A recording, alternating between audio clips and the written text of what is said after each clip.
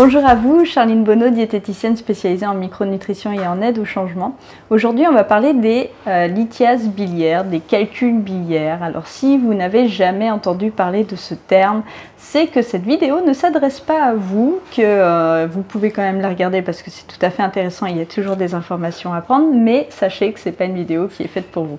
Par contre, si vous connaissez ce terme, effectivement, aujourd'hui, je vais vous livrer des conseils en fait, pour adapter votre alimentation, vous expliquer un petit peu ce que c'est, les mécanismes, pour que vous puissiez en fait mettre en place ce qu'il vous faut. Donc les mécanismes en fait, c'est que le foie sécrète la bile. Cette bile elle va servir à la digestion des lipides, en fait elle crée l'émulsion des lipides, ce qui va permettre en fait l'action des différentes enzymes. Et cette bile, elle est composée en fait de plusieurs éléments, dont des sels biliaires, dont du cholestérol en partie. Cette bile, elle va être sécrétée par le foie, puis ensuite elle va couler jusqu'à la vésicule biliaire dans laquelle elle va être concentrée, elle va être stockée en fait, ça va la concentrer. Et là justement, le fait qu'elle soit concentrée à cet endroit-là, suivant la composition de la bile, vous pouvez avoir de la formation de petits, ça le problème, c'est que quand ils deviennent gros, ça devient problématique, de calculs en fait, de cailloux qui vont se former à l'intérieur et qui peuvent être de nature un petit peu différente, mais globalement, il y a plusieurs facteurs qui vont faire que ces calculs peuvent se former. Déjà le fait qu'il y ait trop de cholestérol dans cette bile, aussi la précipitation en raison d'autres facteurs, et puis aussi la stagnation, le fait que la bile stagne trop longtemps dans la vésicule biliaire. Donc tous ces mécanismes en fait qui vont favoriser l'apparition de calculs, ils peuvent être liés à plusieurs raisons, plusieurs origines en fait. Les principales origines, ça va être par exemple la grossesse, le syndrome métabolique, l'obésité, le diabète de type 2 aussi qui peut générer en fait ce type de calcul. Il y a aussi l'origine ethnique, le sexe et les antécédents familiaux en fait. Si c'est héréditaire, si vous en avez dans votre famille, il y a de grandes chances que vous en fassiez vous aussi.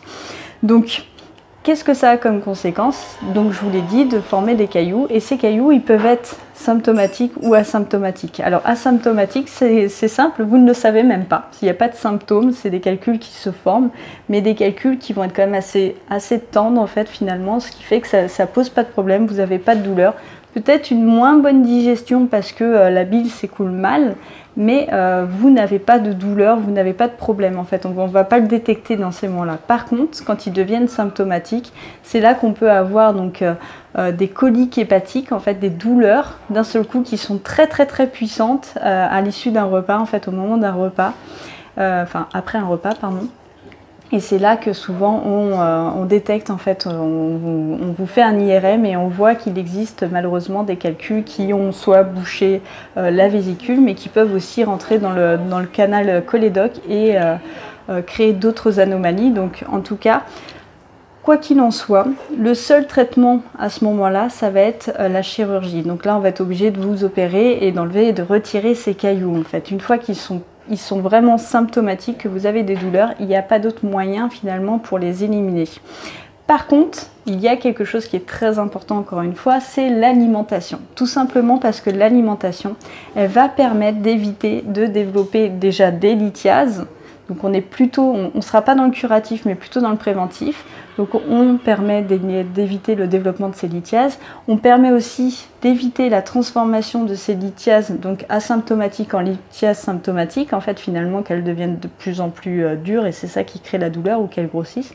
Et enfin, si vous avez donc eu un traitement chirurgical pour ces lithiases, c'est aussi un moyen important d'éviter les récidives, d'éviter la nouvelle formation de ces cailloux, parce que les raisons qui ont fait qu'à l'origine vous aviez eu ces calculs sont toujours là malgré tout, sauf si par exemple c'était dû à de l'obésité, que vous avez perdu du poids, mais vous avez toujours un terrain qui est favorable à la formation de ces calculs. Donc là, l'alimentation devient primordiale. Donc, cette alimentation, ce sont justement tous les conseils que je vais développer demain dans une prochaine vidéo. J'ai préféré le développer en 2 vidéos pour vraiment séparer les mécanismes et le détail des principes alimentaires. Mais le principe que vous devez retenir au niveau de l'alimentation, c'est qu'on va essayer de maximiser l'apport nutritionnel et diminuer au maximum l'apport énergétique. En fait, ça va être ça la solution, tout simplement parce que comme je vous l'ai expliqué, la bile, c'est ce qui va intervenir dans la digestion des lipides notamment, mais les glucides, vous allez le voir, jouent aussi un rôle à ce niveau-là. Donc c'est les deux aliments qui sont les plus énergétiques. Donc il va falloir limiter. Voilà, donc ça revient à améliorer votre hygiène de vie et quelque part ce sont des conseils qui peuvent s'appliquer à tout le monde.